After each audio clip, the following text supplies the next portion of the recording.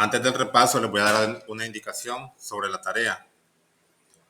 Para ello les voy a compartir pantalla. La tarea vale 5 puntos.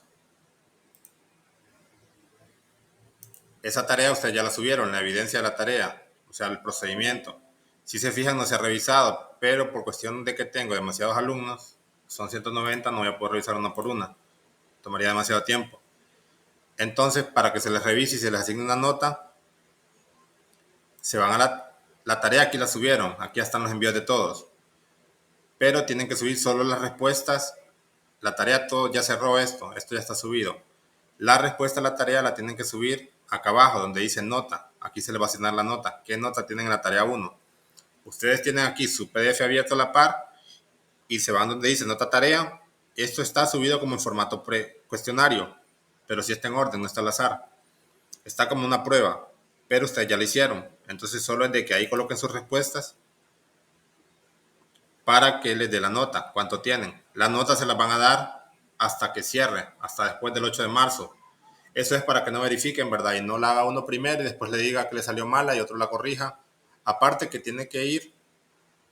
eh, tiene que ir lo que ustedes tienen en evidencia. Tienen que tener abierto el PDF que ustedes subieron. Entonces, esos resultados son los que tienen que agregar ahí. Entonces, le van a dar comenzar cuestionario.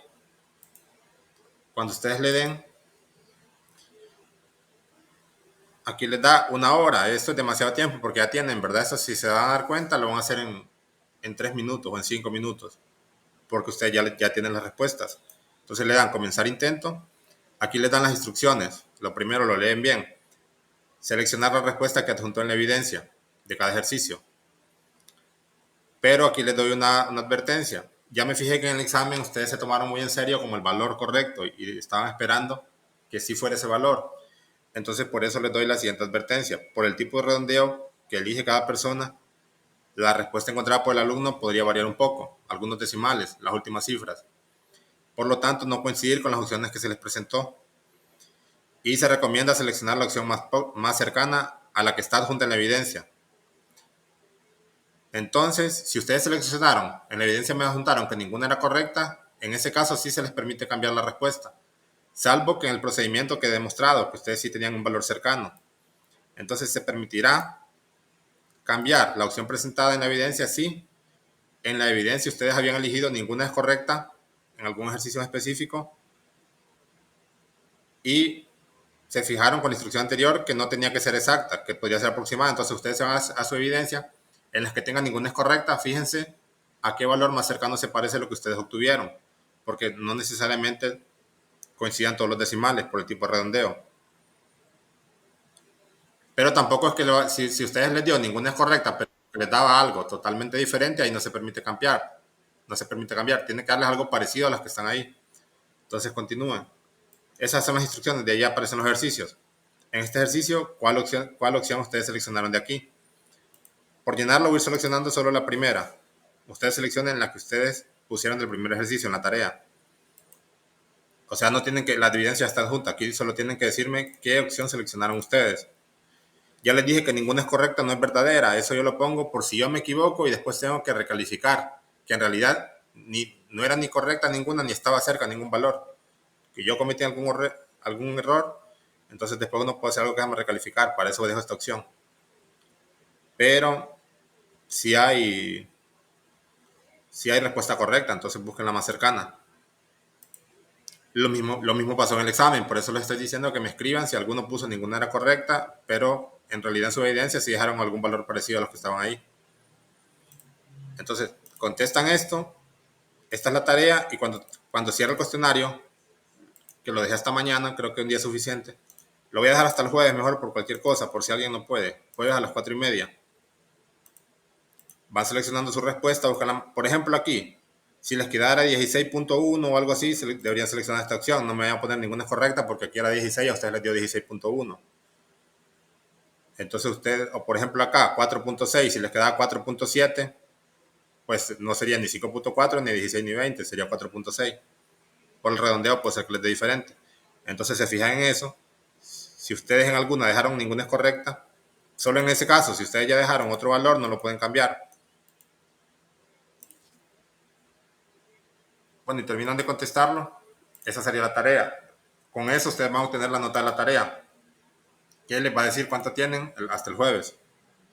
Porque yo estas notas las voy a subir el viernes, porque piden que suba cuánto tienen en el primer parcial. Entonces le dan ahí, al momento de ustedes terminar, no les va a dar la nota. Miren, no se las da. ¿Por qué? Porque eso podría servir para que alguien le sirviera para seleccionar cuáles son las respuestas, aunque su evidencia tenga otra cosa. Entonces, eso les quería decir con respecto a la tarea, cómo se les va a revisar. Básicamente, ustedes mismos ingresarían la respuesta, ¿verdad? En estas opciones y a partir del jueves ya les va a dar la nota. El jueves, después de las 4:30 de la tarde, van a poder ver cuánto tienen en la tarea. ¿Hay alguna duda con respecto a la tarea antes de iniciar el repaso? La tarea está aquí y hasta acá abajo está la nota de la tarea. Acá se les va a proporcionar la nota cuando ingresen las respuestas.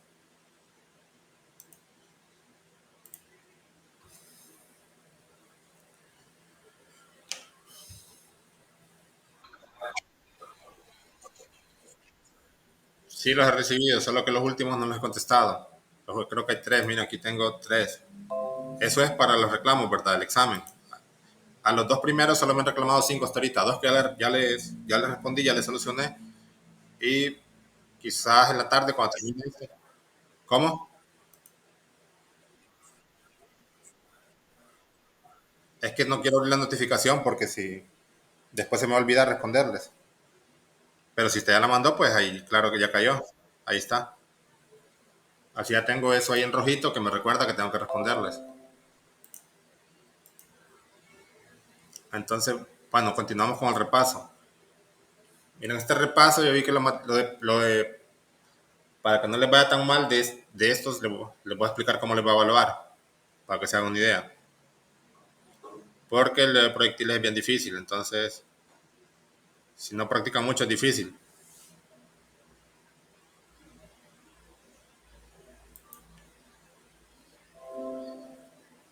Miren, por ejemplo, podría ser algo así, la evaluación. Un ejemplo, ¿verdad? No es que exactamente va a ser así. Prueba 2, por ejemplo. A ver, preguntas teóricas, teoría al inicio y ejercicios. Entonces, teoría va a ser 3 puntos. Ejercicios, en teoría, ¿verdad? Pueden ser que sean 3 preguntas de una cada uno, un punto cada uno de selección, o de verdadero y falso, un punto cada uno. Y ejercicios va a haber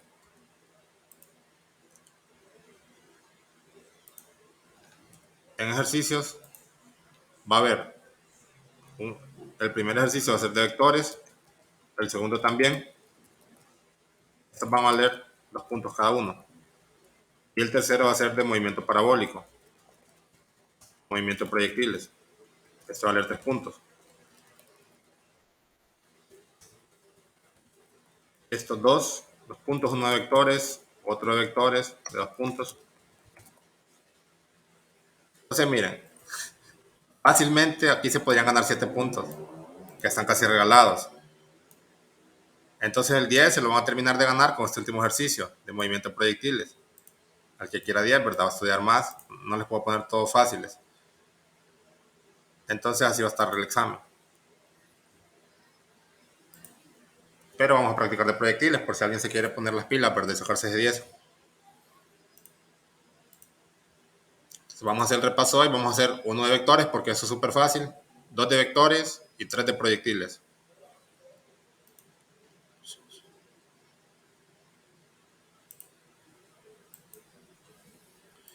De vectores probablemente venga algo así parecido. Descomposición de vectores. Porque eso es bien importante. Quiero que esto les quede memorizado porque después se usa mucho cuando se está viendo las leyes de Newton. De este hicimos uno incluso en la clase pasada y incluso ya se debería saber la fórmula. Componente en X y componente en Y de ese vector. cuál sería la componente en X y componente en Y. Entonces, si quieren, vayan haciéndolo. A ver cuánto les da. Eso creo que lo hacen antes que yo, porque miren, ustedes solo están ahí con su cuaderno, su calculadora. Tienen ventaja, ¿verdad? Porque no le tienen que explicar a nadie. Lo hacen y ya. O sea, algunos ya lo deberían tener hecho. Componente en X, gráficamente, ¿cómo se mira? Se mira, acá tengo X, acá arriba Y. Entonces, gráficamente, la componente en X es la proyección de este vector sobre el eje X. ¿Hasta dónde llega este puntito en X? Ya como hasta aquí, antes de la segunda rayita. Y en Y, ¿hasta dónde llega? Hasta aquí. Entonces, la componente en X es la proyección sobre el eje X de ese vector. Y la componente en Y, esto gráficamente, esto no, el ejercicio no les pide que hagan este dibujo. Por ejemplo, en el examen lo que se pediría sería el cálculo. ¿Por qué? Porque un dibujo uno no se lo puede revisar manualmente, automáticamente, tendría que revisarlo yo. Entonces, si este es el vector A, esta sería A sub y la de arriba sería A sub X. Y lo cual es súper fácil, hay fórmulas. Para la componente en X, ¿cuánto les dio?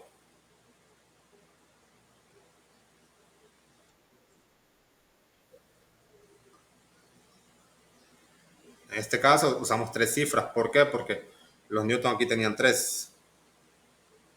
Serían newtons.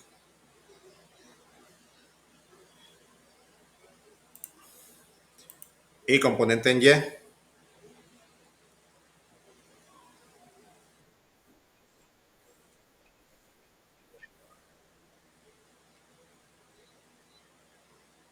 89, entonces lo dejamos con tres cifras. Entonces, miren, eso si alguien todavía no sabe de dónde salió, debería preocuparse por sí mismo.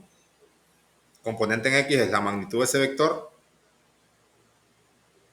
por el coseno del ángulo. La magnitud es 9 newtons, coseno de 300.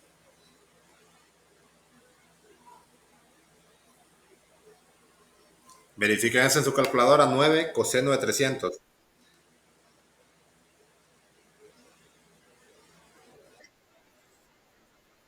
Sí,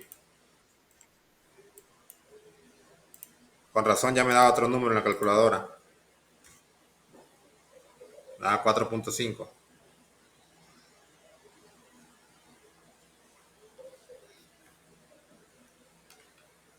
5.785, redondeado a 5.79.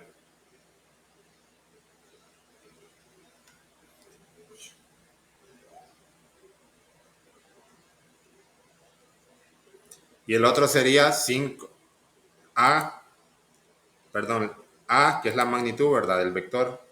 Este representa el A, los 9 newton, que es la magnitud. Seno del ángulo. Sería. Vaya, si viene un ejercicio así, me voy a enojar con el que lo saque malo. No podría entender cómo le salió malo si no facilito, ¿verdad? Que les pidan las componentes de un vector y se les da el vector. 9 seno de 310. 6.89 negativo. Y esos negativos representan, ¿verdad? Que este apunta hacia el eje X positivo, ya que la componente en X es positiva y esa componente que es negativa hacia el eje Y negativo. Ahora hagamos otro ejercicio. Que sumemos esos dos vectores. Para eso había una plantilla, ¿verdad? Que está en la lección. La plantilla primero que les pedía una tablita.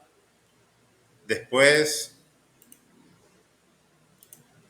en esa tablita, por ejemplo, acá podemos poner el vector A o vectores. Tenemos el vector A, el vector B y el vector resultante.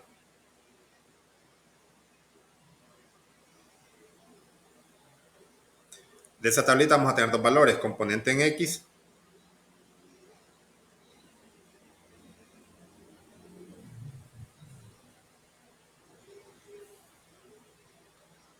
y componente en Y. Esto es para facilitar la suma. Se tiene que calcular las componentes de ambos.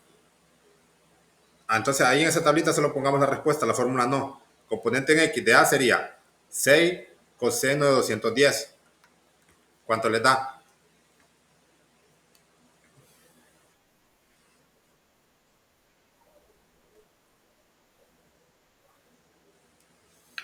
Fíjense que hay un truco para que el redondeo sea lo más preciso posible. ¿Cuál es ese? Que no se haga redondeo hasta el final, que al inicio nosotros usemos bastantes cifras, más de las que deberíamos.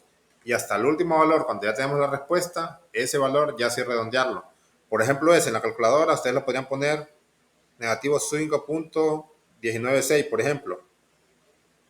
Si se fijan, al final mi vector va a tener solo dos cifras aquí y en el ángulo 3, pero podemos usar 4 en total. Podemos usar más y hasta el final, en la respuesta, redondearla. Ya cuando tengamos R, vamos a hacer eso y así queda más exacto. El otro sería 6 seno de 210.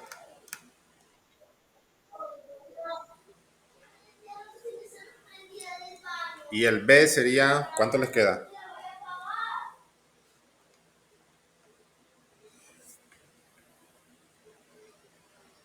Este me queda 11 a mí. Punto 817.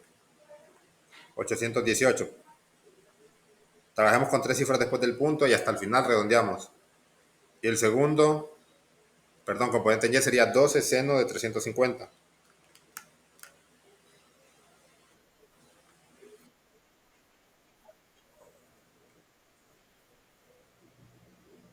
0.84 me queda a mí.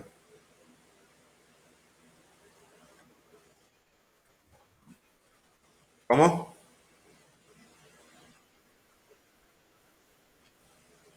Sí, sí, voy a usar 3 después del punto. Hasta el final, mi última respuesta, voy a ver cuánto tenía yo en los newtons, cuánto tenía en los grados y dejarlo así. Entonces, mire, la resultante, la componente en X, es la suma de esos dos valores. Este más este. Y la componente en Y, la suma de esos dos valores. Entonces sería 11.818, o perdón, negativo 5.196 más 11.818.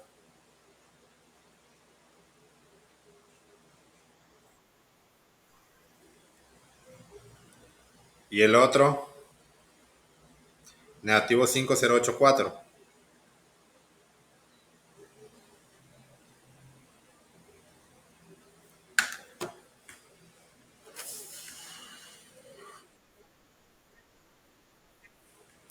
Ajá, con estos dos nosotros podemos calcular la magnitud de R, que sería raíz cuadrada de esos valores elevados al cuadrado. Rx al cuadrado más ry al cuadrado.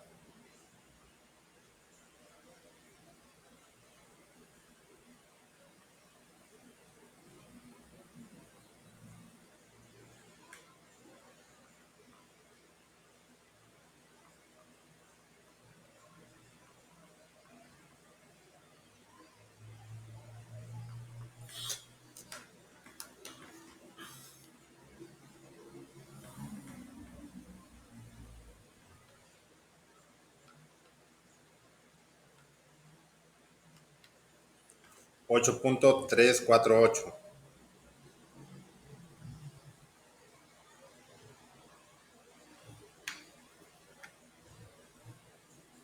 Fíjense que esta ya es la magnitud.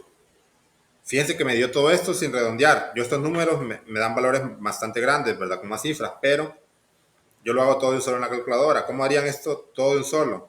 Ponen raíz, les voy a decir por ejemplo, abren paréntesis. Si quieren para cada uno de estos números pueden abrir paréntesis, así se evita confundirse con el signo. Aunque este sea positivo, abrámosle. Al primero le volvemos a abrir paréntesis. Este paréntesis es para encerrar todo, mi respuesta, para que todo lo ponga dentro de la raíz.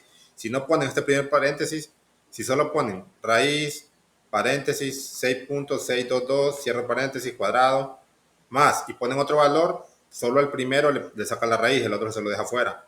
Por eso se pone este raíz, que es para que todo lo deje adentro. Después ponen el otro, que este es el del 6.622. Cierran paréntesis En su calculadora tienen una tecla que dice X2. Esa tecla X2 me va a poner al cuadrado ahí, en la pantalla. Más, paréntesis, negativo, 5.084, paréntesis, el X2 les va a aparecer ahí. Y el primer paréntesis que habían abierto, ahora lo cierran. ¿Para qué? Para que todo esto lo deje adentro. Entonces fíjense que ahí les da este valor. ¿Estamos de acuerdo? ¿O les dio otro valor?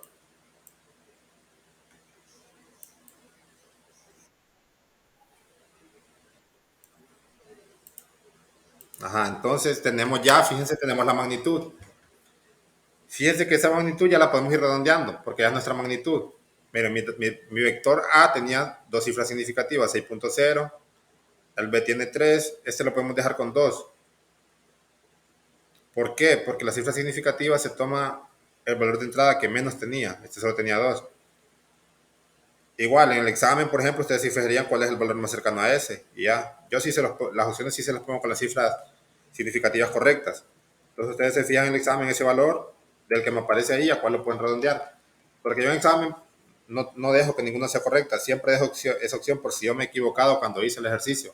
Por si ninguna de las opciones que le presenté estaba ni siquiera cerca, por si todas estaban muy lejos.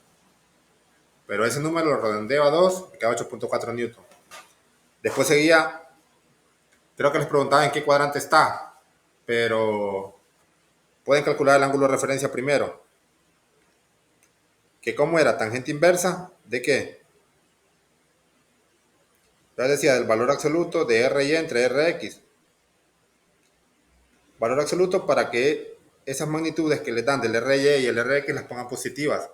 Porque si no, ese ángulo de referencia les va a quedar con un número negativo. No me conviene. Entonces, ese valor absoluto significa que los datos aquí yo los voy a poner positivos, ambos, el RY y el Rx. Aquí para calcular el ángulo de referencia. Ya después vamos a ver para qué ocupamos, a ver si es negativo o positivo, porque sí tiene un significado. Aquí, perdón, aquí me faltó. Voy a borrarlo porque esto lo voy a compartir después y para que ya vayamos ordenado. Me faltó la palabra tangente inversa.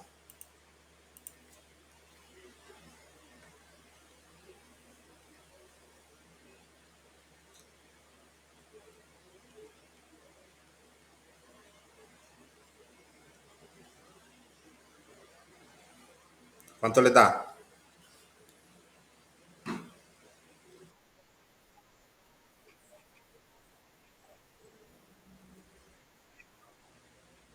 56 o 52.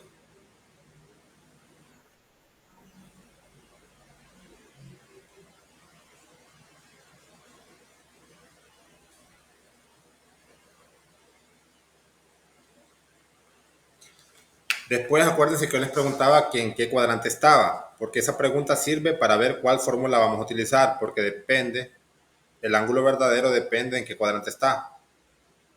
Entonces, viendo los signos del vector resultante, ¿qué cuadrante está este? En el cuarto, la componente en Y es negativa y la componente en X es positiva. Entonces, efectivamente, en el cuarto cuadrante. Eso me sirve para aplicar una fórmula que ahí está en la plantilla. Esa fórmula me dice que el ángulo verdadero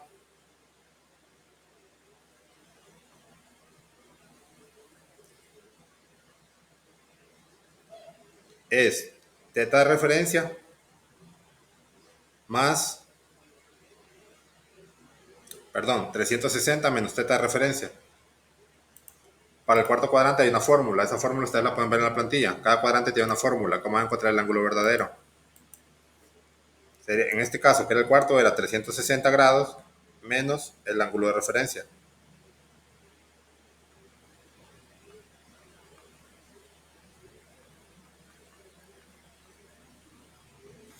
360 menos 37.52. 322.48, creo que algo así le da.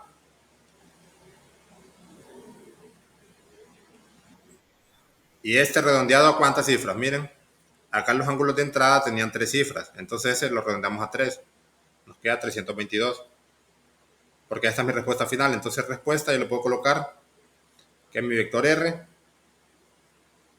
tiene una magnitud de 8.4 newtons apuntando a la dirección de, en eso no sé por qué solo se mueve, a veces se cambia el solo la página de esto, 322 grados. Fíjense que esto no es que sea difícil los cálculos, es solo de seguir un procedimiento, que de hecho ya lo tienen en la plantilla. Entonces, por lo que les digo, entre comillas, los primeros 7 puntos están regalados, porque van a ser cosas de vectores. Ya vimos que sumarlos no es difícil, las componentes tampoco. Unas preguntas teóricas, que son 3 puntos. Y lo de proyectiles, sí creo que a algunos les puede salir malo, porque depende cuánto hayan practicado, ¿verdad? También la habilidad de la matemática, cuánto traen de base en matemática.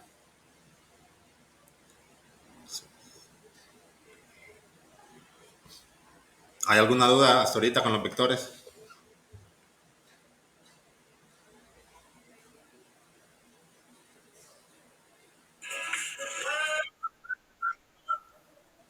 Sí.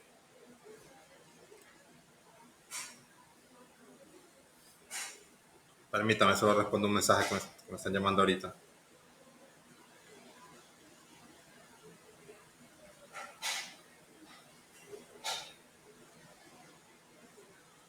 Mire, esto del ángulo de referencia se hace con cierta fórmula, que es tangente inversa de tales valores.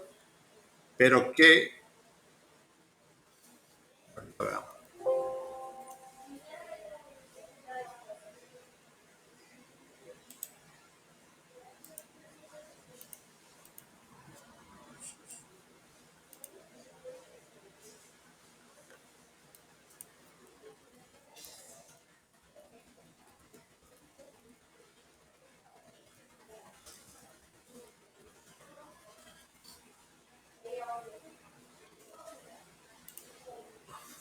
el ángulo de referencia se obtiene con las componentes del vector, pero como se obtiene con las componentes y con una fórmula de tangente inversa, primero obtenemos el ángulo de referencia. Ese ángulo siempre está medido con respecto a x, el ángulo de referencia, por la forma en que se obtiene con una fórmula de tangente inversa. Y teníamos un vector, por ejemplo, supongamos un vector que tiene tal componente en x y componente en y. Tiene cierta componente en x, cierta componente en y. La tangente inversa de ese valor me va a dar un ángulo. Pero, por ejemplo, supongamos que tenía esta componente en y, ese vector, negativo 5, negativo 3 componente en x, negativo 3 en x, negativo 5 en y. Ajá, si yo calculo con la forma de tangente inversa me va a dar un ángulo. Pero ese tangente inversa, ¿qué es? Opuesto entre adyacente, está relacionado con estos dos valores. Yo los pongo positivos, aunque aquí estén negativos en la forma de tangente inversa, entonces me va a dar un ángulo, mi vector resultante, medido, ahí se mira mal dibujado ese vector resultante. Si esas eran las componentes, el ángulo de ese vector quedaría aquí más o menos. Según la fórmula trigonométrica es medido con respecto aquí, mi ángulo de referencia, aplicando tangente inversa. Teta de referencia igual a tangente inversa de el opuesto, perdón, de la componente en y dividido entre componente en x, los valores positivos. Pero fíjense que, por ejemplo, esto les podría dar 30, aunque ustedes también podrían medir 30 en el primer cuadrante, 30 en el segundo, 30 en el tercero, 30 en el cuarto. Por ejemplo, ustedes podrían tener un vector que medió con respecto, perdón, en el primer cuadrante, que aquí podría tener 30. Podrían tener otro vector que, si nosotros hacemos el cálculo, el ángulo de referencia lo mide con respecto a x. Aquí sería 30. Este podría ser 30. No les digo que sea 30, podría ser. No hay nada que impida que sea 30. Entonces, el ángulo de referencia siempre se está midiendo con respecto al eje x. Este podría ser 30. Y si yo les digo 30, no sé en qué cuadrante está. Entonces, por eso se usa mejor lo que es el ángulo verdadero. ¿Por qué? Porque el ángulo verdadero mi sistema de ejes coordenados los divide en 360 grados. Entonces así no hay ambigüedad en saber en qué cuadrante está, sino que ya solo con el valor del ángulo, si son valores entre 0 y 90, yo voy a saber que está en el primer cuadrante. Porque acá es 0 grados, acá es 90, acá es 180 grados, acá tenemos 270. Entonces hay fórmulas. Por ejemplo, si ustedes tienen un vector en el primer cuadrante, la fórmula es teta directamente igual a teta r. Hay fórmulas para cada cuadrante. Esto es el primero. Si yo quiero encontrar teta, teta es el ángulo verdadero directamente, sin ningún subíndice r. Ángulo verdadero teta.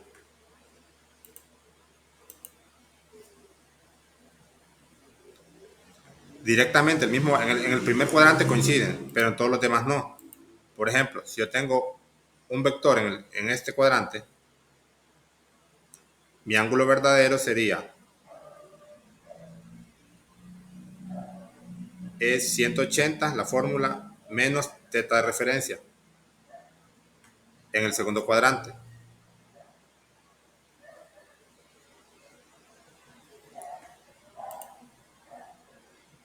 Voy a usar otro valor acá. En el tercer cuadrante, la fórmula es 180 más teta r. Esto es en el tercero, perdón, tercer cuadrante. Y en el cuarto, teta es igual a 360 menos teta r. Todas estas fórmulas están en la plantilla. Por ejemplo, en el primero nos quedaría 30. Sí, ese 30 es medido con respecto a este valor, este mediría 30. Ajá, este segundo, ¿cuánto mediría con esta fórmula? 180 menos teta r. Si teta r era de 30, 180 menos 30, ¿cuánto da? 150. Eso medido con respecto desde acá. Desde este punto, este ángulo, si se fijan en un transportador, mediría 150. Ya no hay ambigüedad, ya este que era 30, antes, si este teta r era 30, pero aquí ya 150. El verde sería 180 más el ángulo de referencia, más 30. Sería el que está en verde oscuro. Este acá sería un ángulo, como se está midiendo con respecto a este valor, 180 más 30, más teta r, 210. Y el último siempre se mide desde aquí y se va avanzando en sentido contrario a las agujas del reloj. Este ángulo que es mayor sería 360 menos 30, 330 grados. Entonces por eso se usa el ángulo verdadero. Porque con el ángulo verdadero, en cada cuadrante hay ciertos valores para cada ángulo que son diferentes. Y con el teta de referencia puedo tener 30 grados en los 4 cuadrantes, porque el teta de referencia siempre se mide con respecto al eje X. Pues ahí está la explicación de por qué usar esa fórmula. La fórmula solo se les había dado, ¿verdad? Pero en la lección, pero quizás no en la explicación de dónde salen esos valores o por qué se usa así. Porque mira, acá en los 4 cuadrantes yo puedo medir 30 si estoy hablando de teta R. Pero ya hablando con el ángulo verdadero, para cada cuadrante hay ciertos valores. En el primero solo van a haber ángulos entre 0 y 90. En el segundo entre 90 y 180. Tercero 180 a 270 y en el cuarto entre 270 y 360. En el cuarto este número de acá también se le puede llamar 360.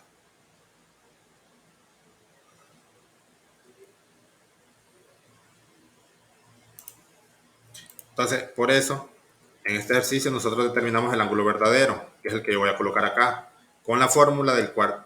Ya determiné que está en el cuarto cuadrante, viendo que la componente en y era negativa, la x positiva. Viendo eso, yo aplico la fórmula del cuarto cuadrante, que es 360 menos el ángulo de referencia. Después este ángulo lo redondeo a 3 cifras, 322 grados. Fíjense que el de referencia siempre les va a quedar en un valor entre 0 y 90. Ya aplicándole la fórmula del ángulo verdadero, les va a quedar un valor entre 0 y 360. ¿Alguna duda adicional? Vamos a hacer ahora de proyectiles entonces, ejercicios con proyectiles. Vamos a hacer unas preguntas teóricas y después algunos ejercicios para que analicemos, ¿verdad? A ver si comprendieron. Dice, ¿en qué punto de su trayectoria un proyectil tiene su menor rapidez? A ver quién me lo puede decir. Considerando que no hay resistencia al aire. Pero ¿en qué punto? O si la rapidez en todo es constante o va cambiando. Para empezar por eso, sí va cambiando, desde ahorita se los digo. Pero ¿en cuál punto de toda la trayectoria? Les voy a dibujar la trayectoria. Un proyectil desde este punto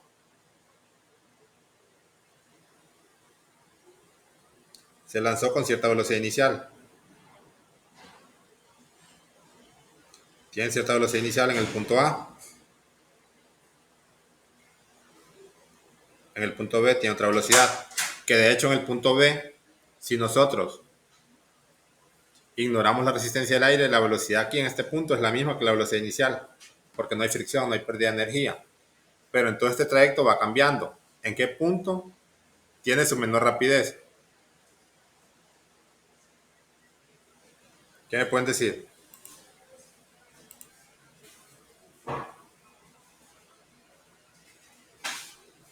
Les voy a poner tres opciones, tres puntos distintos, a ver cuáles me dicen. Esta sería una.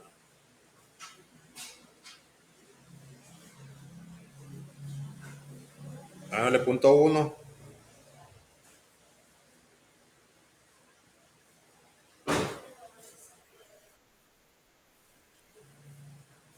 ¿Los demás qué opinan? Sí, es en el punto 3. Vaya, sí,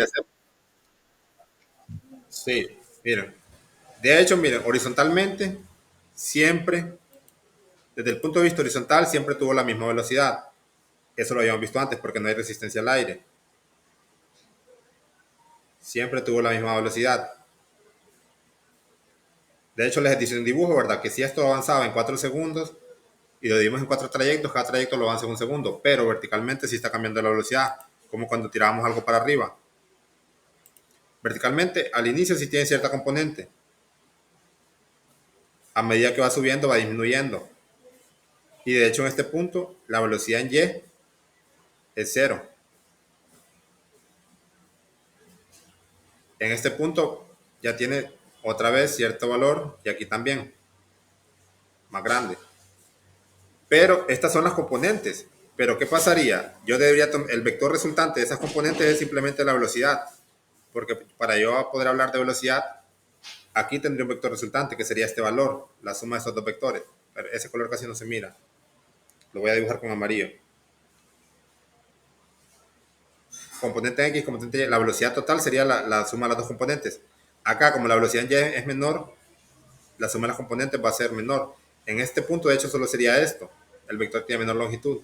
Aquí esto y aquí este valor. De hecho, al final tiene el mismo valor. Si esto mide, por ejemplo, 5 centímetros, acá mediría 5, haciendo esto con escala. Porque va recuperando. A medida que va disminuyendo la aceleración de la gravedad, hace que aumente su velocidad.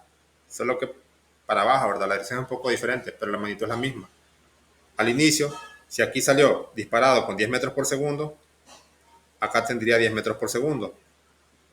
Puede ser que componente en X sea 6, componente en Y 4, total 10, ¿verdad? Al final también. Pero en la parte más alta él perdió velocidad por el hecho de que tuvo que subir. Subió a costa de perder velocidad. Ese fue el sacrificio que hizo. Entonces la velocidad en Y es menor. Como la velocidad en X es la misma, pero si le sumamos 0, el vector resultante es más pequeño. Este vector mediría menos que este. Por el hecho de que la velocidad en X se mantiene constante.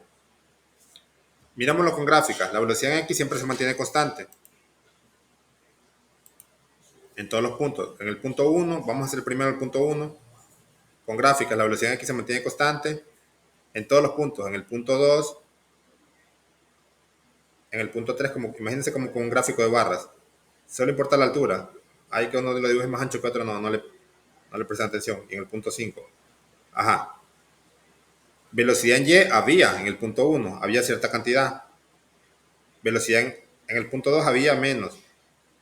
En este punto había cero, no le suma nada. Acá volvió a ganar velocidad en Y porque volvió a caer. Y al final lo tiene todo.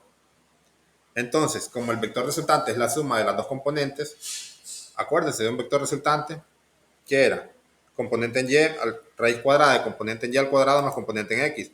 Entonces tienen que ver los dos valores.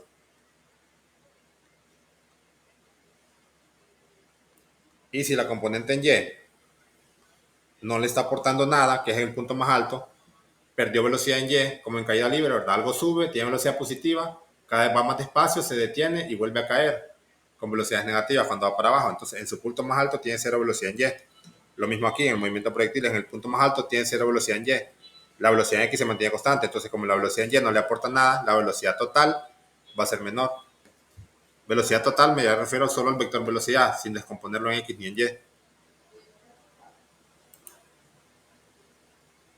¿Alguna duda? ¿Por qué en este punto la velocidad es menor?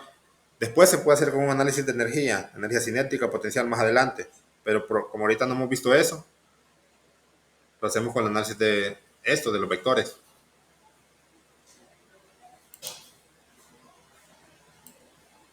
Entonces, vamos a poner en el punto 3.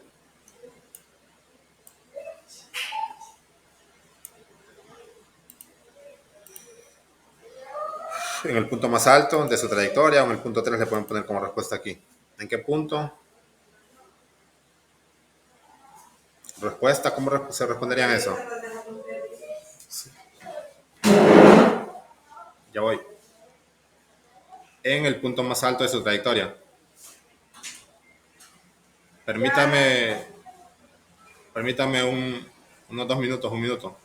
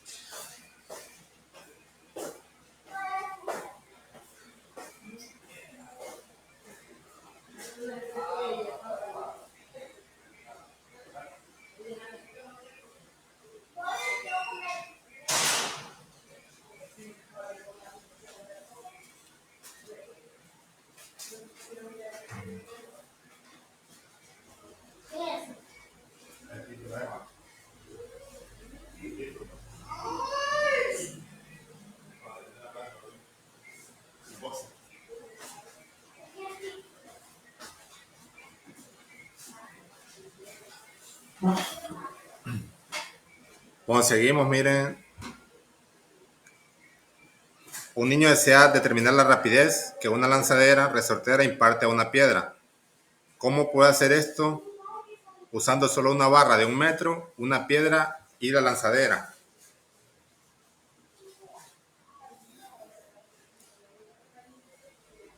¿Alguna idea? Esto es que se trata bastante de vectores. Esta no se los pondría, pero si quieren les explico cómo lo puedo hacer. Esto tendríamos que recordarnos de caída libre. Y de hecho el movimiento en caída libre, esto lo puedo hacer tirando la piedra directamente para arriba. Que el ángulo de salida sea de 90 grados. Esto se puede hacer con fórmulas de movimiento parabólico, solo que θ mediría 90 grados. ¿Por qué? Porque si yo lo tiro para arriba de este vector, miren, si yo lo tiro para arriba, vaya, por ejemplo, si lo tiro horizontal, tendría este movimiento. Entre más arriba, este movimiento. Pero aquí este movimiento tiene cierta velocidad inicial en este ángulo, aquí con este ángulo, que tiene cierta componente en X y en Y, cada uno, ¿verdad? Pero ¿qué pasa si yo tiro eso completamente hacia arriba? Toda la componente de la velocidad va en Y. Entonces, si yo calculo esa velocidad para arriba, en realidad sería la misma velocidad que para cualquier lado. Pero es más fácil calcular una velocidad que va directamente para arriba con las fórmulas de caída libre. Entonces la respuesta sería que esa persona lanzara esa piedra o ese niño que la lance completamente vertical. ¿Cómo puede hacer esto usando una barra, una piedra lanzadera? La respuesta sería lanzando la piedra completamente vertical y midiendo cuánta altura sube con la barra, ¿verdad? La barra imagino que está marcada. Si llega hasta 8 metros, 10 metros, 20 metros. Con esos datos ustedes podrían calcular la velocidad inicial con la fórmula ya sea de proyectiles o de caída libre. En caída libre, si ustedes tienen cierta altura o cierto y final, tienen y inicial cero, ¿verdad? Ustedes pueden calcular la velocidad inicial. A ver, ¿con qué fórmula sería? Sería con esta fórmula, miren, de caída libre.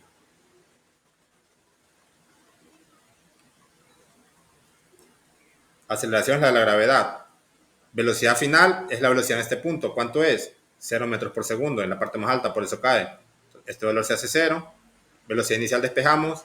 Aceleración la conocemos y la distancia también. Con el metro vamos a medir. Subió hasta 10 metros, subió hasta 8 metros. Entonces, ¿cómo podrían hacerlo? Pues lanzando la piedra completamente vertical y midiendo hasta qué altura llega. Así lo podrían hacer.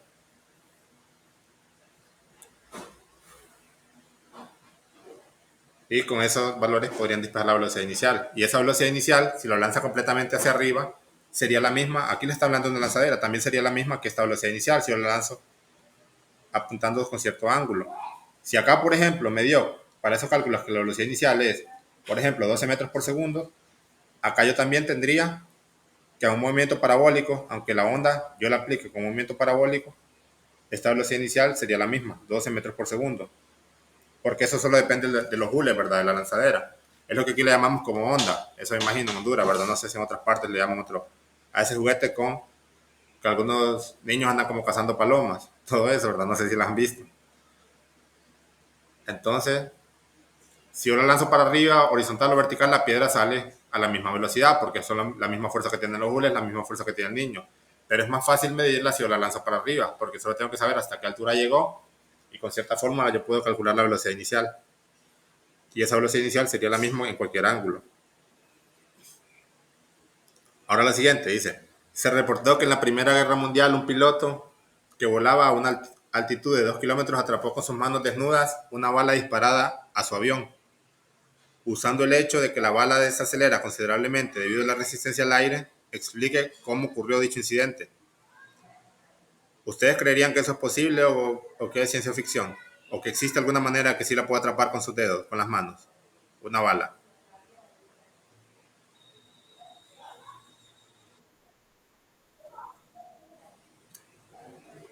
Poco probable, me dice que sí es probable, pero poco, o sea, hay probabilidades. Entonces, en realidad sí hay, pero hay que cumplir ciertos requisitos.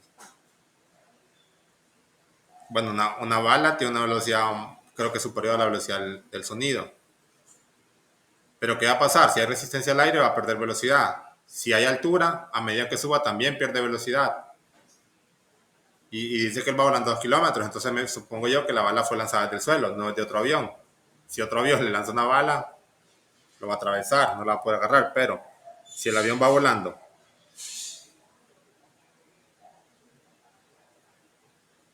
bueno, este dibujo está pésimo este avión, pero usemos la imaginación.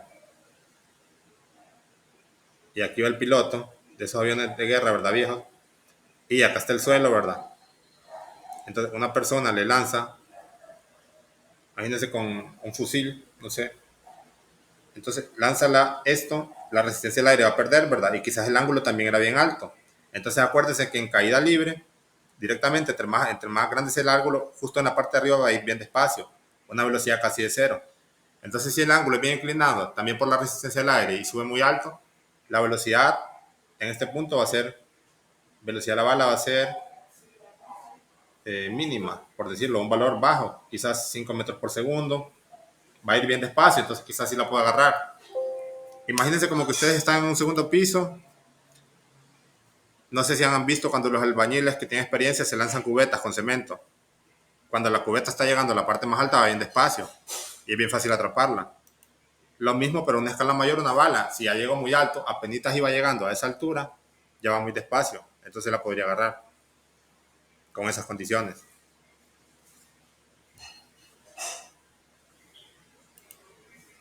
Después dice, dos balas de cañón A y B se disparan desde el suelo con idéntica rapidez inicial, pero con A mayor que B. ¿Cuál bala de cañón alcanza una mayor elevación? ¿Cuál permanece más tiempo en el aire? ¿Y cuál viaja más lejos? Creo que las dos primeras preguntas son fáciles de responder, la que creo que pueden tener dificultades en la C. A ver, ¿cuál alcanza una mayor elevación? ¿La A o la B?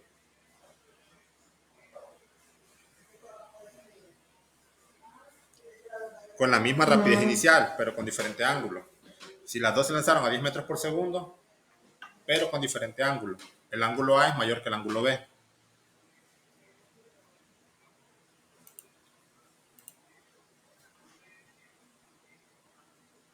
¿Qué creen entonces? ¿Cuál alcanza mayor elevación? ¿La A o la B?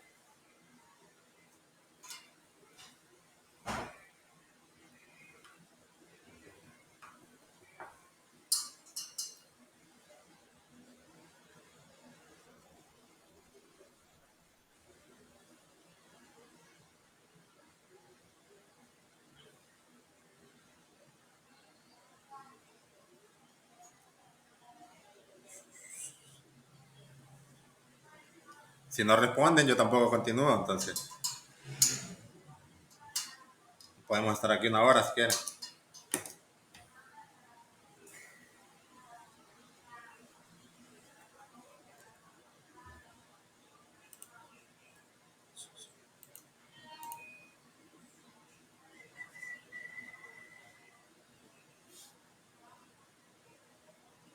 ¿Qué piensan entonces? ¿Cuál de las dos balas alcanza más elevación?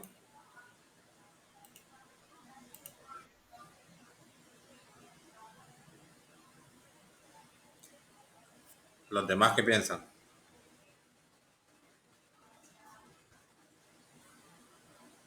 Pues les voy a preguntar algo parecido, si no... Imaginemos esas dos situaciones con la misma velocidad. Una va a ir, por ejemplo, con este ángulo, teta, no, por ejemplo,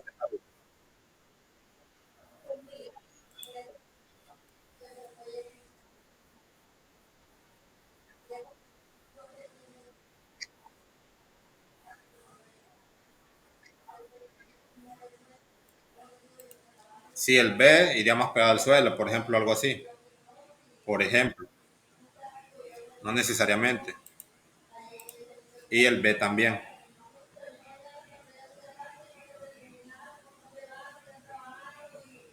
Quizá tengan distinto alcance, después vemos eso. Entonces, en todas las configuraciones, siempre la que es mayor va a alcanzar más altura. ¿Por qué?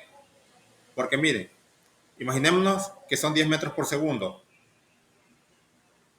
la velocidad inicial.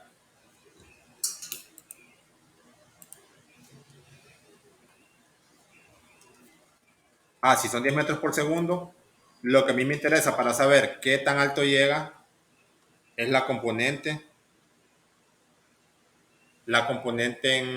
en Y, porque va a ser la velocidad inicial en Y, la que va a ir peleando contra la gravedad. ¿Y cómo se obtiene? Con el valor 10 metros por el seno del ángulo. Y el seno del ángulo, si ustedes se pueden poner seno de 1, 0.17, seno de 2, tal valor, seno de 3, tal valor. Siempre el seno del ángulo entre 0 y 90 grados va aumentando. De hecho, en 90 alcanza su valor máximo, que es 1. Entonces, el seno del ángulo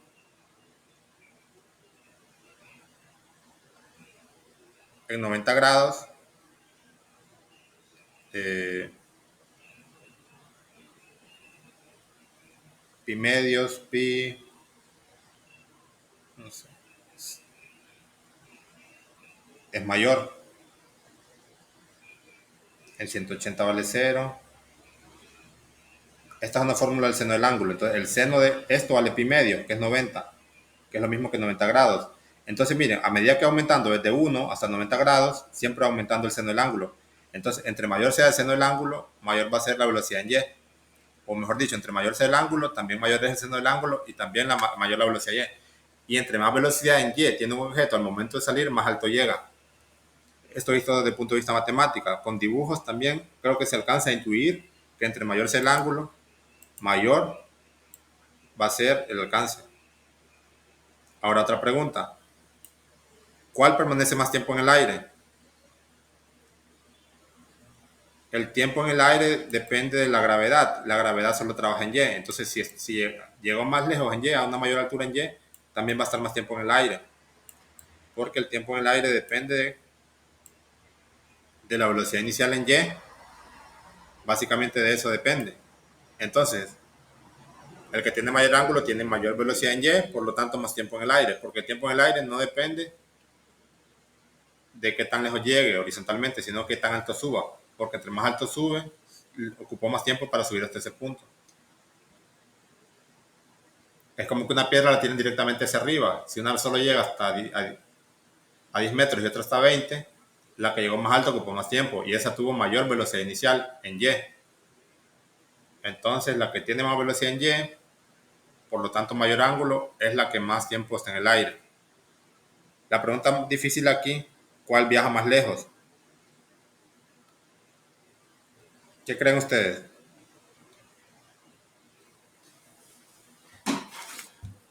Mira, aquí ninguna de las dos, ni el mayor ni el menor. El que viaja más lejos en realidad es el alcance que se conoce como alcance máximo de un proyectil. Tenemos esto. Y el alcance máximo de un proyectil lo tiene el que su ángulo sea de 45 grados. Un ángulo de 45 grados va a tener el alcance máximo. Si miraría algo así la trayectoria. Vamos a hacer el dibujito. ¿Cómo quedaría más o menos? Suponiendo una velocidad la misma velocidad inicial. Para mí quedaría algo así. ¿Qué pasa ahora? Yo no puedo comparar un ángulo A y B si es mayor o menor. Porque vaya, yo podría tener un ángulo de 20 y yo podría tener un alcance con un ángulo de 20, quizá la misma velocidad inicial, con un ángulo de 20. Les voy a poner los dos ejemplos para que miren con un ángulo de 20. Un ángulo de 20 es pequeño. O sea, ya está ahí. ¿Por qué? Porque rápido tocó el cielo de nuevo. Y un ángulo de 50, por decir otro, un ángulo de 50, un ángulo mayor. Va a subir más alto, pero no tiene tanto alcance.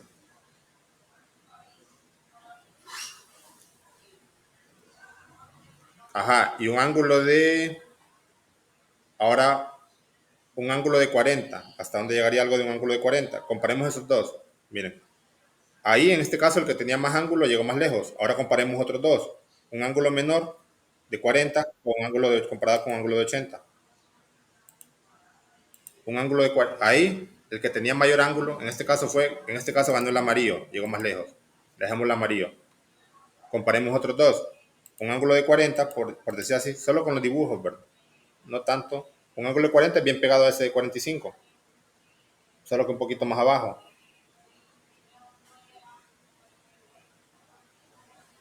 O sea, más o menos por ahí. Comparado con un ángulo de 80.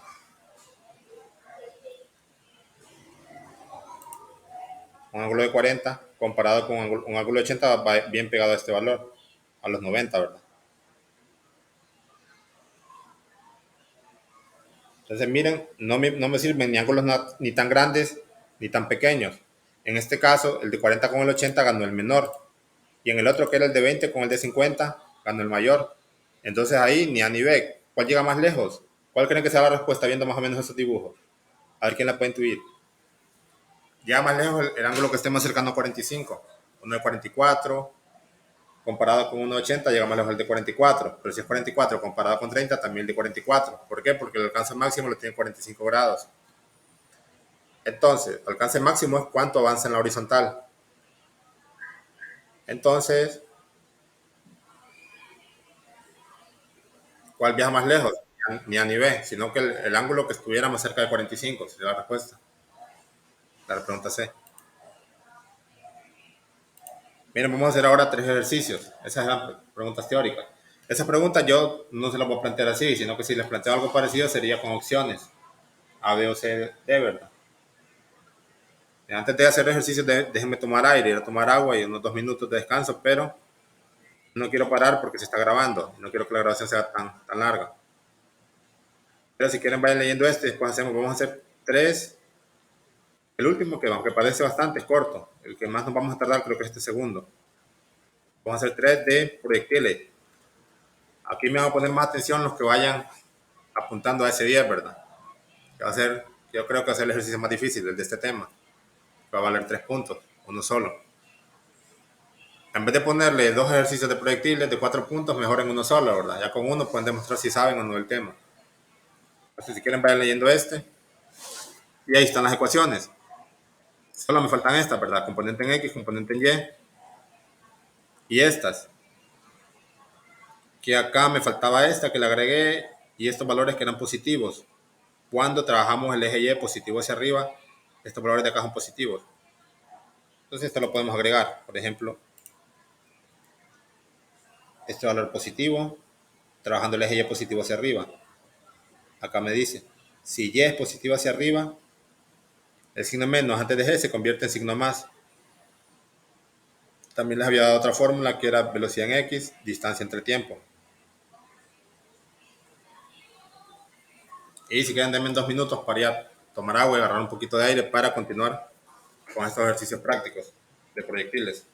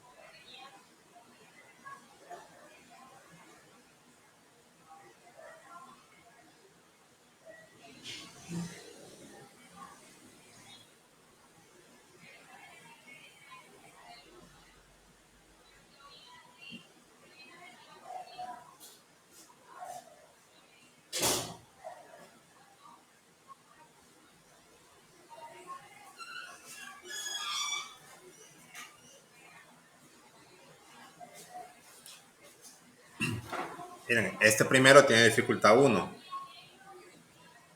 por el hecho de que ahí lo indica, ¿verdad? La parte del número 29 hay un número 1 en romanos. Eso es dificultad 1.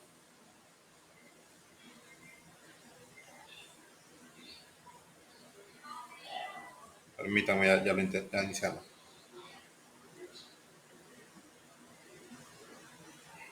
Dice, un clavadista corre a 2.3 metros por segundo y se lanza horizontalmente desde el borde de un acantilado vertical y toca el agua 3 segundos después.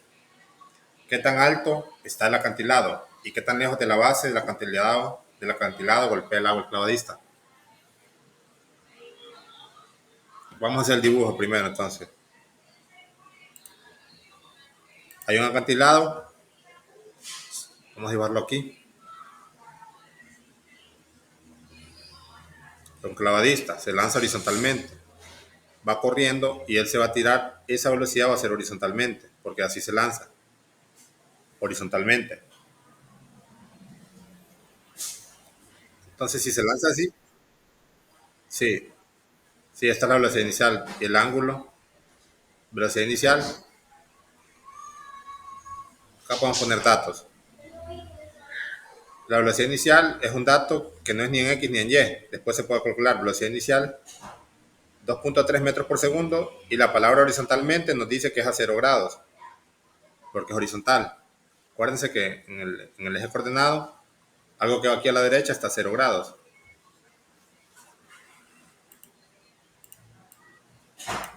Entonces yo puedo dibujar también la trayectoria para hacerme una idea de cómo va a quedar.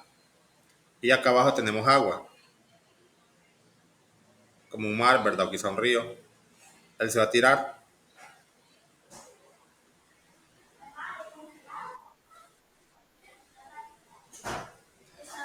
El primer paso es como hacer el esquema. Después dice en los dibujos que hagamos nuestro sistema de ejes coordenados. Entonces yo lo voy a establecer en este punto, desde donde él se tira. Aquí va a ser el sistema de ejes coordenados y ya lo voy a dibujar positivo hacia arriba.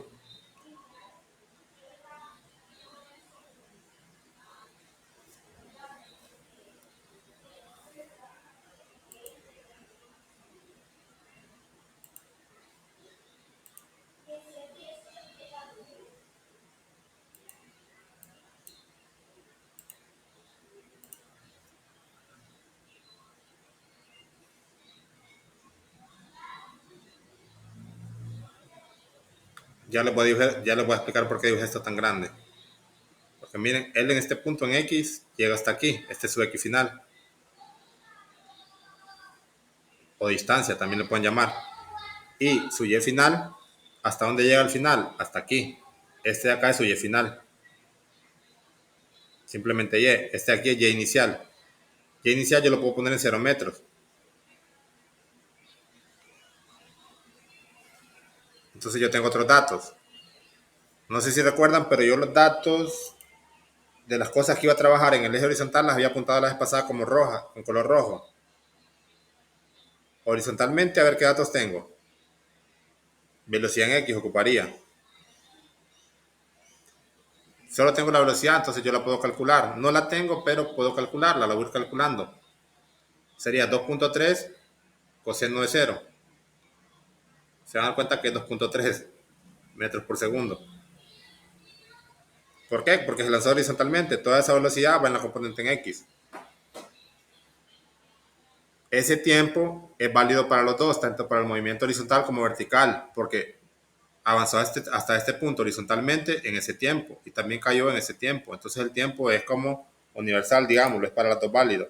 Entonces ese tiempo yo lo puedo poner en blanco, indicando que me vale para todo, para ambos movimientos.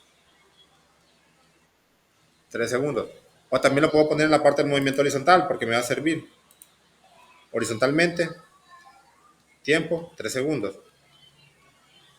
¿Qué me falta? La distancia. Del movimiento horizontal prácticamente eso es lo que puedo medir. Pero no sé, creo que eso no me piden eso. Sí me lo piden, ¿verdad? ¿Qué tan lejos de la base el acantilado golpea el suelo? Pero también piden qué tan alto. Bueno, los segundos ya lo podríamos encontrar con esos datos, despejando para la distancia estos valores. Ahora miramos qué tan lejos, qué tan alto es el acantilado. Entonces, verticalmente, ¿qué conozco yo? El Y inicial es 0, 0 metros. El Y final, ¿qué tan abajo está este punto? No lo conozco. Bueno, Y final simplemente Y le llaman ahí, no le ponen final. Simplemente Y. Esto a veces se bloquea, por decirlo así, y se va para adelante de un solo. Simplemente Y no lo conozco, mi Y final. Este ya no lo puedo borrar porque se grabó algo, entonces imagínense que le voy a poner la mancha aquí para que. Simplemente Y.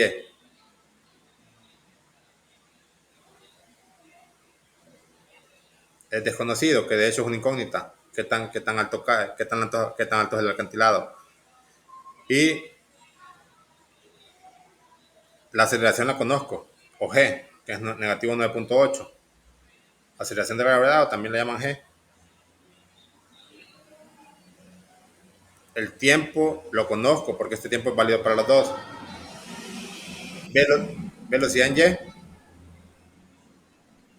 velocidad inicial en Y, también la conozco. 2.3 seno de 0. Componente en Y de la velocidad, ya me daban la velocidad, que era 2.3 horizontalmente. Se van a dar cuenta que esto es 0. ¿Por qué? Porque él se lanzó horizontalmente, no agarró ni impulso para abajo ni para arriba, solo todo el impulso que lo agarró fue horizontal, por eso la velocidad inicial en Y es 0 metros. Con esos datos, miren, con los datos en rojo yo podría calcular la distancia, que esa distancia ¿cuál sería? Desde este punto hasta este punto. Y lo otro que me piden es de arriba hacia abajo, el Y final, ¿cuánto mide? Entonces yo viendo los datos, calculemos primero, ¿cuál quieren calcular primero? ¿La distancia horizontal o la altura?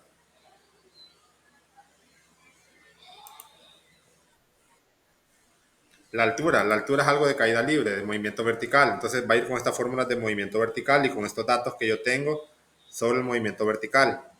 Con estos datos y estas fórmulas, ¿cómo calculo este Y que es el que me hace falta? Primera, segunda, tercera. Sería con la segunda, porque yo conozco todos esos valores.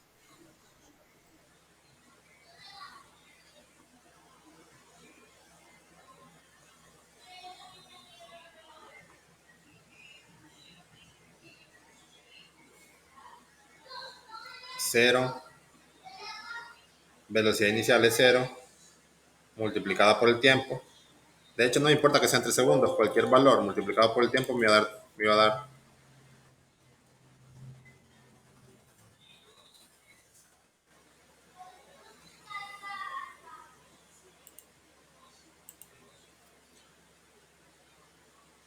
Bueno, multiplicado por 3 más un medio por 9.8 negativo por 3 al cuadrado, que son 3 segundos. Sería 0 más 0 menos 9 por un medio. Este aquí es un medio. Un medio por 9 por negativo 9.8 por 3 al cuadrado. Me da 44.1.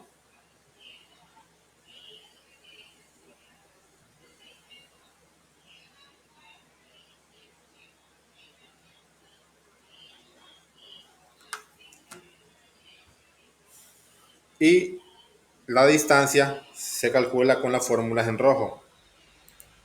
Bien, lo voy a calcular aquí, en esta parte de aquí, por el espacio. De las fórmulas sería con esta fórmula aquí.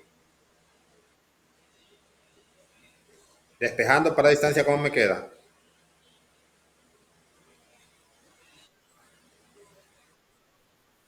No, por ese tiempo pasa multiplicando. Sería 2.3 por 3.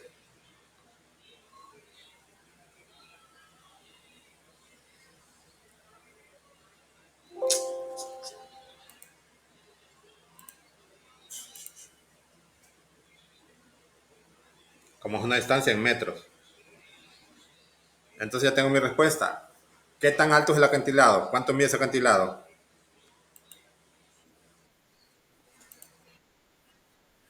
Mira, aquí les quedó negativo. ¿Por qué? Porque esta perspectiva se está viendo desde aquí arriba hacia abajo. Eso significa que el suelo, que él cae después 44 puntos negativos a metros. Desde donde empezó, al final él queda negativo 44.1 metros, o sea que queda más abajo.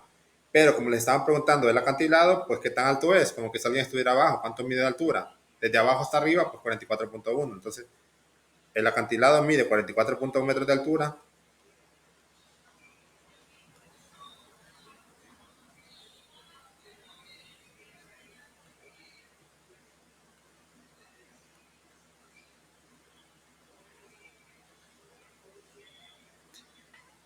¿Y qué tan lejos de la base del acantilado golpea el árbol clavadista? Y el clavadista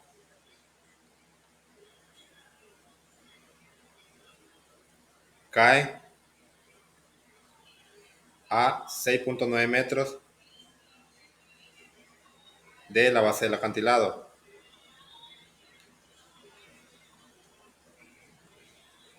En realidad, entonces, ese dibujo no está tan a escala, ¿verdad? Porque más bien cae como más repentinamente, porque solo 6.9 metros y es bien alto. Entonces, no, la altura es más grande de la que la dibujé ahí. Sí, cae bien como picada para abajo. ¿Por qué? Porque no agarró tanto impulso. Solo, si hubiera agarrado más impulso, quizás sí, tiene una velocidad inicial muy lenta. Entonces, ahí queda, no sé si hay alguna duda.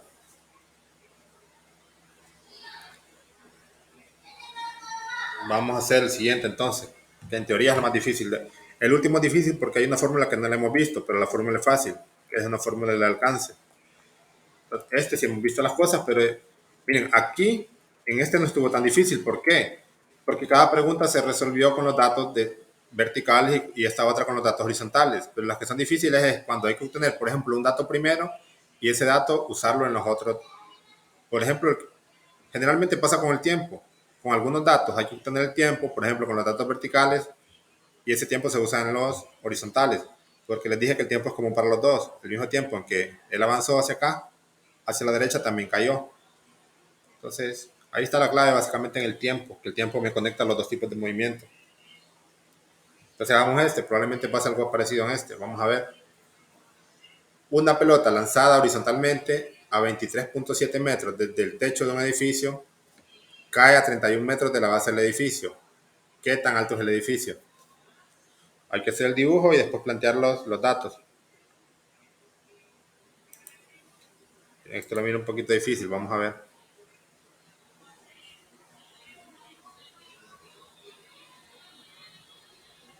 Fíjense que no, porque me dan el ángulo. Creo que esto va a estar fácil. Supongo, ¿verdad? No, no, no estoy seguro. Este no lo he hecho, entonces nos sorprendemos todos al mismo tiempo. Tenemos un edificio.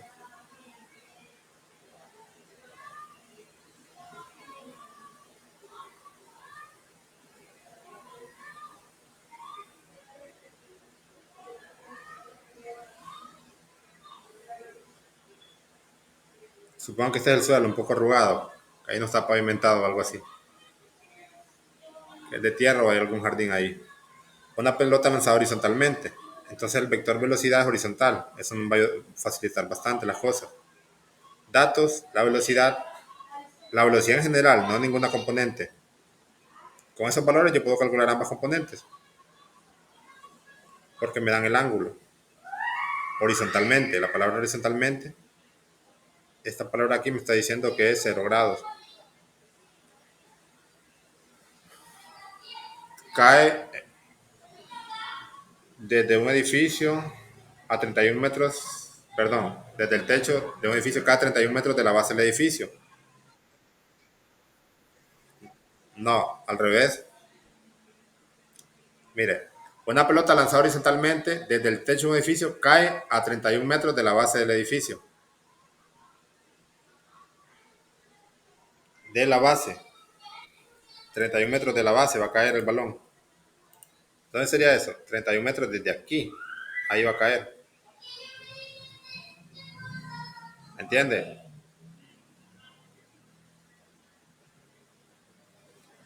Esta podría ser la trayectoria. 31 metros de la base. Distancia 31 metros.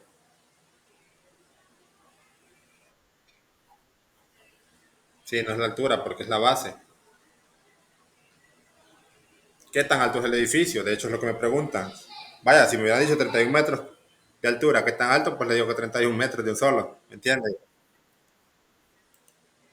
Esto, que es la altura, según las ecuaciones, aquí no está h. En realidad, estas dos restas de aquí podría ser h, y menos y sub 0. Lo podrían tratar como h. Si ya tratémoslo así no ponemos y inicial ni y final. Esta es otra forma. Esta ecuación de aquí se puede ver de esa manera. Y menos y inicial.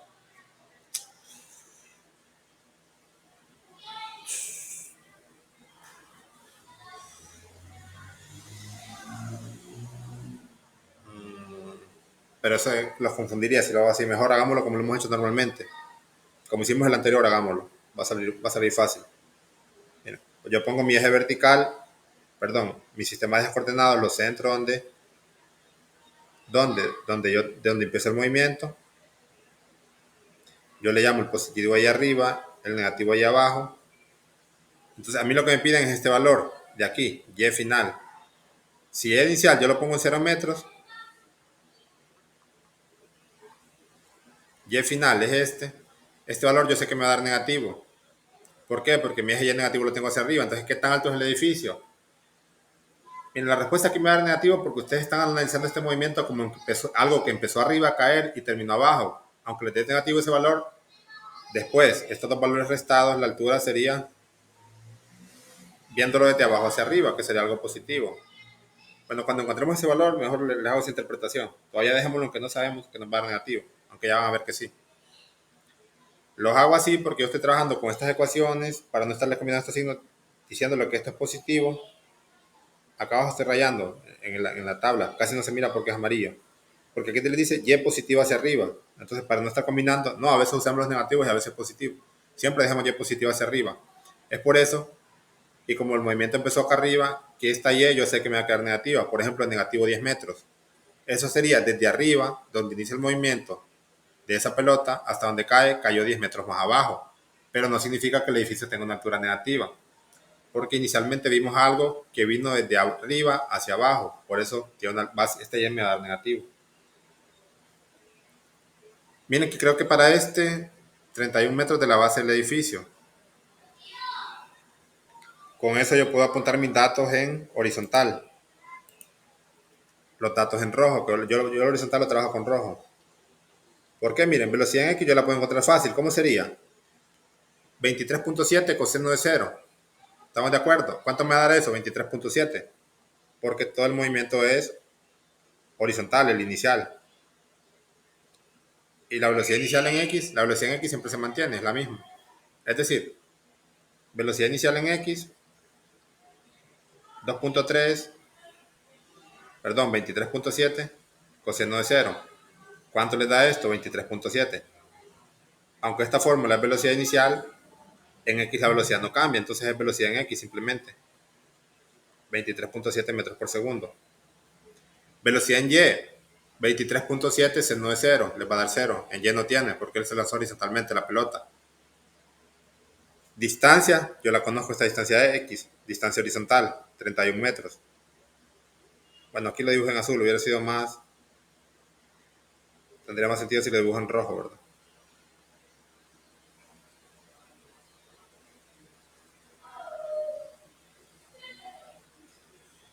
Tiempo. Fíjense que con estos dos datos yo ya puedo calcular el tiempo, y con el tiempo prácticamente yo voy a conocer, después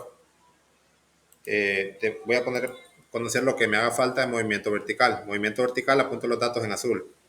Y inicial, él inició acá arriba, 0. Y final es, de hecho, mi variable que a mí me interesa saber. Velocidad inicial en Y,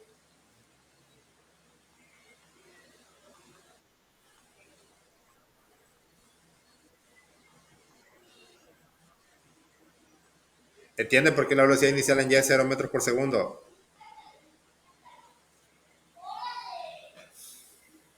Porque miren, eso es como una bola que la lanzaban rodando, la velocidad que ya tenía era en X, no era en Y. Después se empieza a caer porque la gravedad empieza a hacer efecto. O sea, empieza a bajar, pero primero no va bajando tanto, porque la velocidad en Y va aumentando y después se va bajando cada vez más rápido.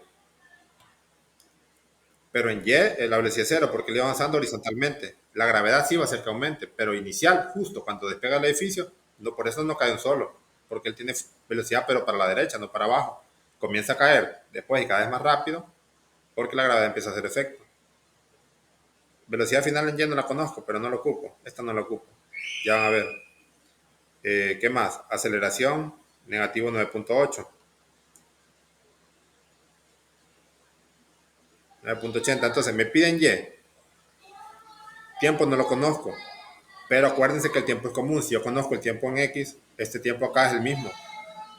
De hecho, por eso ni siquiera tiene subíndices. Aquí no me dice TX ni TY, sino que es simplemente tiempo. Y este tiempo yo lo puedo encontrar, está súper fácil. Con estos datos y con una ecuación que yo les había dado, ¿verdad? Por ella se borró.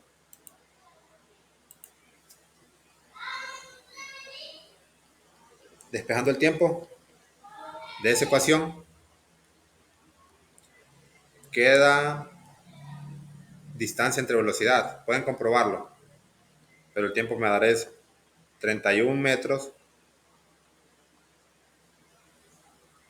entre 23.7 metros por segundo. 31 entre 23.7.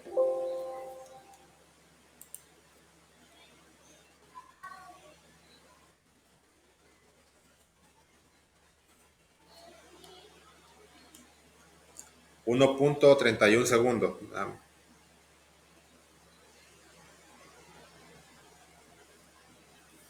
Ahora, ese tiempo yo lo encontré en X, pero es válido. Miren, lo encontré y digo que es válido porque yo, solo viendo esta fórmula y estos datos, me faltarían datos para poder encontrar Y. Por eso encontré el tiempo. Ahora, con los datos que yo tengo de mi movimiento vertical, aunque no conozco B, pero se van a dar cuenta que hay una fórmula que no lo ocupa, mi B final. Y es la segunda, la misma que habíamos usado antes para encontrar Y. Y inicial más velocidad inicial en Y, que sí la conozco, que vale 0, por el tiempo que lo conozco, más la gravedad la conozco, 9.8. Este aquí es la gravedad. La aceleración o gravedad es lo mismo. Yo conozco todo para encontrar ahora Y con esa ecuación. Y inicial,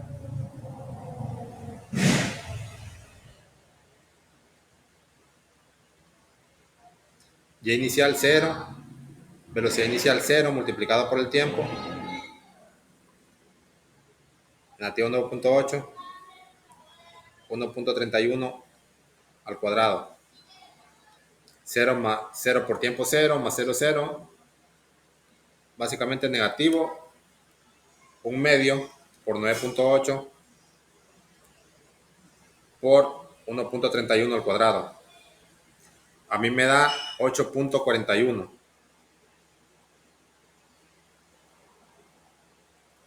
Entonces, eso es que la pelota va a caer, el negativo significa más abajo, porque el eje vertical y el negativo está abajo. Va a caer 8 metros más abajo, ¿verdad? De donde estaba. Que este valor es, comparado con este valor, es para abajo. Pero lo que no me preguntan dónde cae la bola, sino que utilizando los datos que yo tenía la bola, que al final cae 8.41 metros más abajo, ¿qué significa? ¿Qué tan alto es el edificio? Ya con palabras que nosotros usamos, esa pregunta no va a decir que el edificio tiene 8.41 metros negativos de altura, ¿me entienden? No se habla así, ¿verdad? El edificio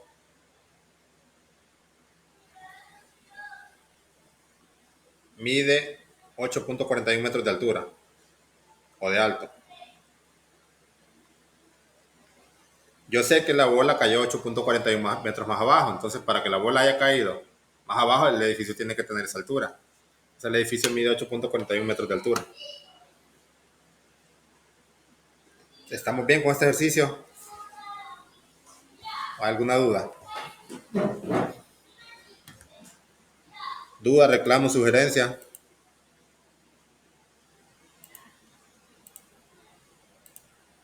Bueno, continuamos con el último. Que miren, las ecuaciones no están ahí, pero en el libro hay que leerlo, ¿verdad? Entonces no se pueden excusar porque el libro ya lo tiene. Si ya, por ejemplo, les pusieron ejercicio, su deber es leer el libro. Ya lo van a ver que las fórmulas que tenemos no me sirven para el último, pero hay una fórmula bien sencilla. Dice, un saltamonte salta a lo largo de un camino horizontal. En cada salto el saltamonte brinca a un ángulo de 45 grados y tiene un alcance R de 1 metro. ¿Cuál es la rapidez horizontal promedio del saltamontes conforme avanza por el camino? Ignore los intervalos de tiempo en que el saltamontes está en el suelo. Y esa pregunta es relativamente fácil, conociendo datos solo tengo dos. SR, que le llamo alcance, que se conoce como alcance, de 1 metro. Si se fijan, solo tengo dos cifras significativas en mis datos de entrada. Mi respuesta también solo debería tener dos, entonces. Mi respuesta final de lo que me piden de la rapidez horizontal. ¿Qué me piden entonces? Rapidez horizontal, velocidad en X. Eso es lo que me piden. ¿Qué ocupo para conocerla? Pues la velocidad normal la ocupo. ¿Por qué? Porque velocidad en X es el valor de la velocidad multiplicado por el coseno del ángulo, y yo ya tengo el ángulo. Ocuparía conocer la velocidad. Entonces esa es mi incógnita. En realidad, conociendo la velocidad, yo puedo conocer la velocidad en X porque ya tengo el ángulo. Otra incógnita, la velocidad. Y solo tengo esos datos. Fíjense que con las fórmulas que tengo ahí, yo no tengo ni el tiempo para poder decir, ni la velocidad inicial para poder encontrar velocidad en X. Entonces con estas fórmulas, por mucho que se quiera en la cabeza, no lo van a encontrar. Entonces yo me voy al libro. Vámonos al libro y vamos a ver que hay una parte que me están hablando de alcance. Aquí miren, ve. Aquí les empiezan a hablar de un problema, alcance horizontal, se llama el problema. Aquí les explican, ¿verdad? Si quieren le hablo más tiempo. Miren una cosa. El alcance máximo en algún punto aquí les dije que es 45 grados. Los valores simétricos a ese valor, por ejemplo, 5 grados más arriba y 5 grados más abajo, 40 y 50 tendrían el mismo alcance. Eso es interesante de ver. Por ejemplo, 30 y 60. 60 está 15 grados más arriba de 45. 30 está 15 grados más abajo de 45. Tienen el mismo alcance, miren. Ambos caen en el mismo punto. Pueden hacer el cálculo y se van a dar cuenta. Aquí les dan cierta explicación del alcance y llegan a esta fórmula. El alcance depende del ángulo, de la gravedad, que es algo constante, y de la velocidad inicial. Yo conozco el alcance, que es 1 metro, conozco el ángulo, que es 45, conozco la gravedad. Entonces, de esta ecuación de aquí, que es la ecuación del alcance, yo puedo despejar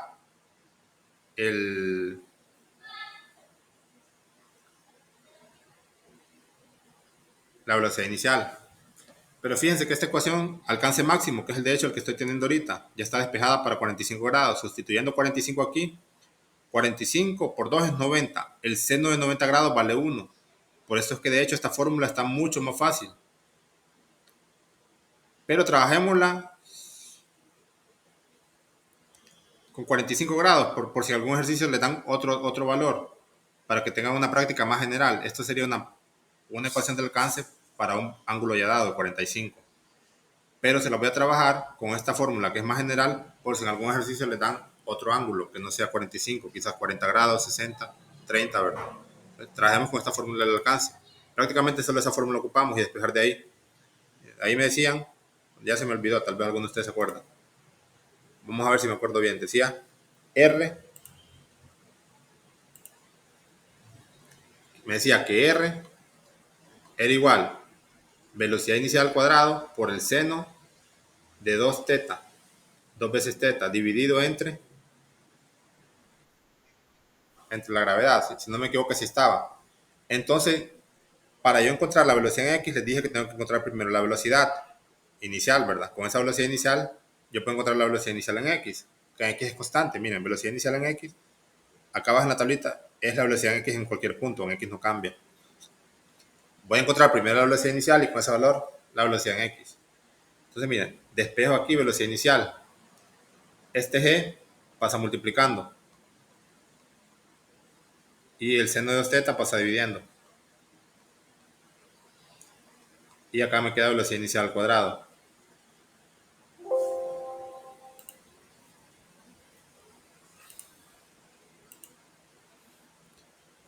Y de hecho, si yo quiero la velocidad inicial, solo es de sacarle la raíz cuadrada de ese valor.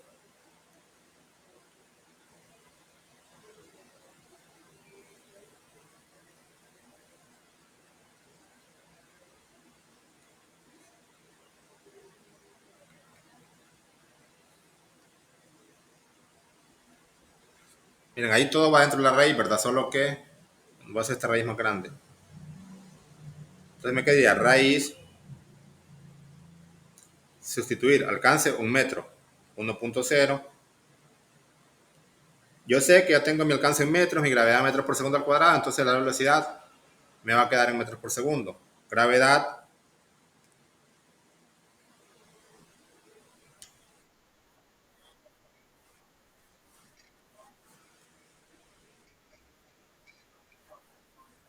miren, en general la gravedad es negativa, pero en este tipo de ejercicio me imagino que en alguna parte les dicen que la trabajen como positiva, porque si no, no les van a poder sacar la raíz de un valor negativo. Vamos a ver aquí qué les dice la gravedad. Es que en esta parte la están trabajando como negativa a ellos. Déjenme ver qué les dice la gravedad.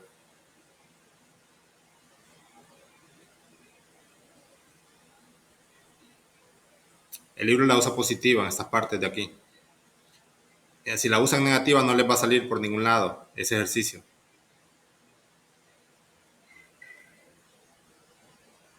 No les va a salir si ponen la gravedad negativa. Entonces aquí está trabajada esta fórmula para tener la gravedad positiva. Miren, por ejemplo, acá ellos la usan positiva. Si no esa raíz, la raíz les daría un número imaginario. Entonces trabajemos la positiva. 9.8 simplemente. Eso fijándonos que el libro en esa parte, usando esa ecuación así, la trabajaba positiva. En los otros ejercicios que yo les he hecho sí trabaja en la negativa. Solo en esta parte, si ocupan el alcance, trabaja en la negativa. Seno de 2 veces 45 grados. 2 por 45, 90. Seno de 90 grados. Entonces sería raíz cuadrada de 1 por 9.8 por seno de 90 grados. El seno de 90 es 1. Entonces básicamente sería raíz de 9.8. 3.13 metros por segundo.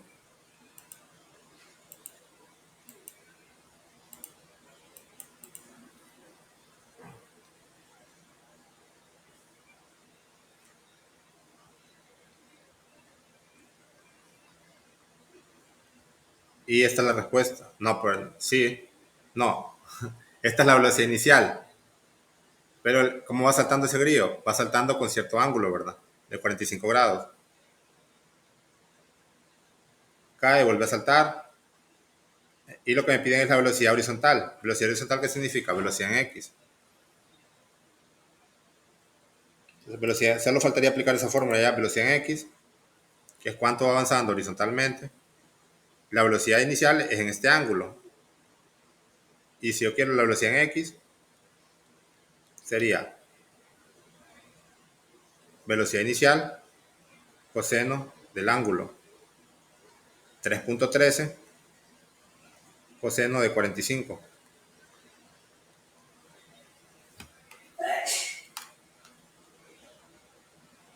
2.21 metros por segundo. Si quieren comprobémoslo viendo en el libro que probablemente el libro lo tenga como 2.2 por las cifras significativas. Solo me dan datos de entrada con dos cifras, me daban 45 grados y 1.0. 2.2 metros por segundo. La velocidad horizontal. Comprobémoslo en el libro para que me crean que aquí era 9.8 positivo. Si lo ponen negativo, raíz cuadrada de un número negativo es un número imaginario. Entonces, imaginario no quiero decir que es inventado, sino que hay un término en matemáticas, por si algunos no han visto eso, que la raíz cuadrada de negativo 1 se le llama i. Pero eso, por eso, si pongan esa, en esta parte, esta gravedad positiva. Aunque siempre en todas las otras ecuaciones negativa, pero ahí sí pongan la positiva. Comprobemos esta, el ejercicio 40. Bueno, creo que solo trae los números pares, ¿verdad? Respuesta. Entonces esta sí era 2.2. Y si no me equivoco, solo los números pares traen respuesta.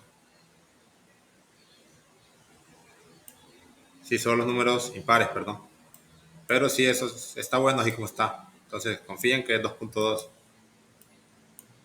Bueno, no sé si ustedes intentaron hacer algún ejercicio de, de estos de aquí y no pudieron, si quieren hacerlo ahorita. Si no, de mi parte eso sería todo, ¿verdad? Y el examen mañana a las 7 de la noche, los que están virtuales. Los que están presencial va a ser en el aula presencial. Entonces el ejercicio 2.2 metros, velocidad en X. Eso sería todo y aquí está.